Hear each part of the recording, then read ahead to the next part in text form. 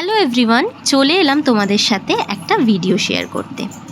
আজকে হচ্ছে শ্রাবণ মাসের দ্বিতীয় সোমবার, তাই ভাবলাম তোমাদের সাথে আমি 12 মাস সোমবার কিভাবে পুজো করি সেই পুজোর একটা পদ্ধতি তোমাদের সাথে শেয়ার করি।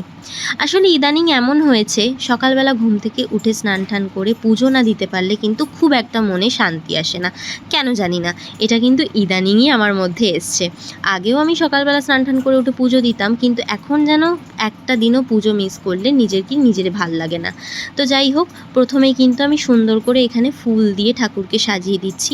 যেহেতু আমাদের বাড়িতে প্রত্যেকেই শ্রীরামকৃষ্ণদেবের দীক্ষিত, তাই জন্য কিন্তু আমাদের বাড়িতে ছোট থেকেই আমি দেখেছি শ্রীমায়ের, স্বামীজির ও ঠাকুরের কিন্তু বিভিন্ন জন্মতিথি উৎসব আমাদের বাড়িতে পালন হতো। বাবা অসুস্থ হয়ে যাওয়ার পর কিন্তু আমাদের কয়েক বছর এই উৎসবগুলো বন্ধ ছিল। তারপর ভাই যখন চাকরি পেল, তারপর থেকে কিন্তু মা আবার এই সমস্ত উৎসবগুলো করা শুরু করেছে। আর এখন তো আবার নতুন করে আমার জগন্নাথ, গোপাল সমস্ত কিছু আরও কিন্তু এসছে। তো তাদের মোটামুটি বলতে গেলে আমাদের বাড়িতে কিন্তু 12 মাসে 13 পার্বণ লেগেই আছে। তো এখানে কিন্তু আমি সুন্দর করে ফুল দিয়ে সাজিয়ে নিলাম। আসলে মা এত ফুল গাছ লাগিয়েছে, প্রত্যেক দিন কিন্তু আমাদের বাড়িতে প্রচুর ফুল ফোটে, সেই দিয়ে আমাদের ঠাকুরকে কিন্তু সুন্দর করে সাজানো হয়ে যায়। আর আজকে যেহেতু বাইরে অনেক বৃষ্টি পড়ছে, আর এই ওয়েদারে কিন্তু একটু কম ফুল ফুটছে। আর আজকে আমি গিয়েছিলাম কিন্তু বাজারে, আমি দোকান থেকেই ফুল কিনে এনেছি।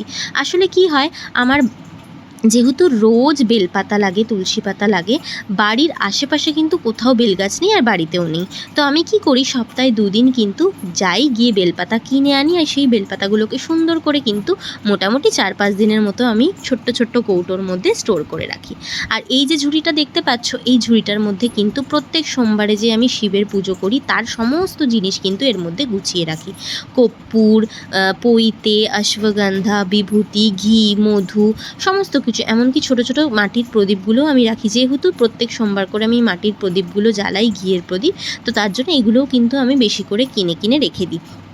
সাদা চন্দন, তো এবারে দেখতেই পাচ্ছ আমি মাটির প্রদীপটাকে কিন্তু ঘি দিয়ে সুন্দর করে সাজিয়ে নিলাম। এবারে আমি কিন্তু একটু চন্দন পাউডারটাকে গুলে নেব। এখানে কিন্তু আমার চন্দনটাও রেডি হয়ে গেল।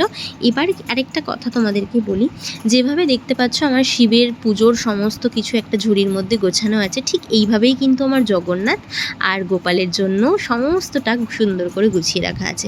আজকে তোমাদের সাথে আমি শিব পুজোর একটা নিয়ম নিষ্ঠাভাবে তোমাদের সাথে শেয়ার করছি। পরবর্তীকালে আমি তোমাদের সাথে অবশ্যই আমার গোপাল সেবার ভিডিওটাও শেয়ার করব। তো এখানে দেখতেই পাচ্ছ আমি কিন্তু এবার শিবকে স্নান করাবো। প্রথমেই কিন্তু দই দিয়ে ভালো করে মাখিয়ে নেব, তারপর গঙ্গার জল দিয়ে কিন্তু স্নান করিয়ে নেব। তোমরা অনেকেই একটা ভুল করো, দুধ, গঙ্গার জল সমস্ত কিছু দিয়ে শিবকে কিন্তু ওখানেই তোমরা একদিনের জন্য রেখে দাও। একবার নিজেরাও দেখবে, দুধ, গঙ্গার জল, ঘি, মধু, এই সমস্ত কিছু একসাথে থাকলে কেমন একটা খারাপ একটা স্মেল আসে। তো নিজেদেরও কিন্তু অনেকটা ভালো লাগে না। তাহলে ভাবো, মহাদেবও যদি ওরকমভাবে ওই স্মেলের মধ্যে থাকে, তার কি ভালো লাগবে? তো ওই জন্যই যখনই আমরা দুধ, দই সমস্ত কিছু দিয়ে স্নান করাবো, তারপর কিন্তু আমরা মহাদেবকে একদম পরিষ্কার করে নেবো। এখানে দেখতেই পাচ্ছ দুধ, দই সমস্ত কিছু দেওয়ার পর, ঘি, মধু সব দিয়ে স্নান করানোর পর আমি কিন্তু মহাদেবকে ভালো করে নতুন গামছা দিয়ে পরিষ্কার করে মুছিয়ে নিয়েছি। এবার যেখানে রাখবো সেই পাত্রে কিন্তু এবার মহাদেবকে আমার সাজানোর পালা।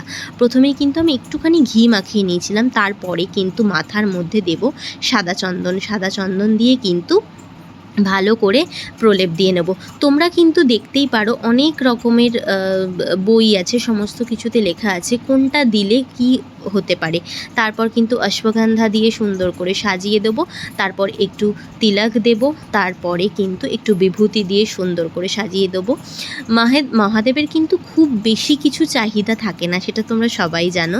তো আর তারপরে কিন্তু দিয়ে দেবো যেটা হচ্ছে পৈতে। এবার মাথার ওপরে কিছুটা দেব হচ্ছে আতপ চাল, অগরু সেন্ট দিয়ে বাবাকে সুন্দর করে সাজিয়ে দিলাম। এবার কিন্তু আমি প্রত্যেক সোমবারই না আকন্দ ফুল নিয়ে আসি। আজকে আমার কেন জানি না মনে হলো বাবাকে একটু জুঁই ফুল দিয়ে সাজাই। মাথার ওপরে বেলপাতা দিলাম, তারপরে আকন্দ ফুলের একটা ধুতরা ফুল দিলাম, মাথায় একটু বাতাসা দিলাম, আর ভালো করে সাজিয়ে গুছিয়ে বাবাকে বাবার জায়গাতে রেখে দিলাম। আর এই তোমরা আদিয়োগীর মূর্তিটা দেখে অনেকেই বুঝতে পারছো, আমি কিন্তু রিসেন্টলি ব্যাঙ্গালোরে আদিয়োগীতে গিয়েছিলাম, ওখান থেকেই মূর্তিটা নিয়ে এসেছিলাম, সেখান থেকে আমি ওটাকে আবার প্রতিষ্ঠা করেছি। আর যে কোনো একটা ফল দিতে হয়, তাই জন্য আমি কিন্তু একটা কলা অর্পণ করেছি। এবার কিন্তু ভোগ দিয়ে দেবো। তো আমি কিন্তু মিষ্টি নিয়ে এসেছিলাম, দেখতেই পাচ্ছ এখানে আমিত্তি, নিকুতি, মিহিদানা, সীতাভোগ সমস্ত কিছু নিয়ে এসেছিলাম। সেগুলো কিন্তু এক এক করে সুন্দর করে ভোগটা অর্পণ করব। এরপরে আরেকটা কথা বলে দিই, আমি কিন্তু অনেক রকমের ভোগই বাবাকে দিয়ে থাকি প্রত্যেক সোমবারে।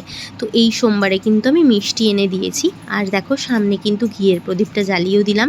আর এই কর্পূরদানিটা দেখে প্লিজ কেউ কিন্তু কিছু কমেন্ট করো না, কারণ এই কর্পূরদানিটা আমি প্রত্যেকটা দিন কিন্তু এটাকে দিয়ে অঞ্জলি করি, তাই জন্য আমি একেবারে 4-5 দিন ছাড়া ছাড়া এটাকে পরিষ্কার করি। তো এটা কিন্তু আমার রোজের কাজ। এখানে আমার বাবাকে একদম সুন্দর করে পুজো দেওয়া হয়ে গেল, আর কর্পূরদানি দিয়ে কিন্তু আমি ভালো করে অঞ্জলি করে নিলাম। এবার কিন্তু আমার মোটামুটি পুজোগুলো শেষ, প্রণাম করে নিলাম, আমার পুজোও শেষ। আর এর আগে আমি একটু জপ করে নিই, যেই মন্ত্রগুলো আমি শিব মন্ত্র সমস্ত কিছু মন্ত্র জপ করে আমার পুজো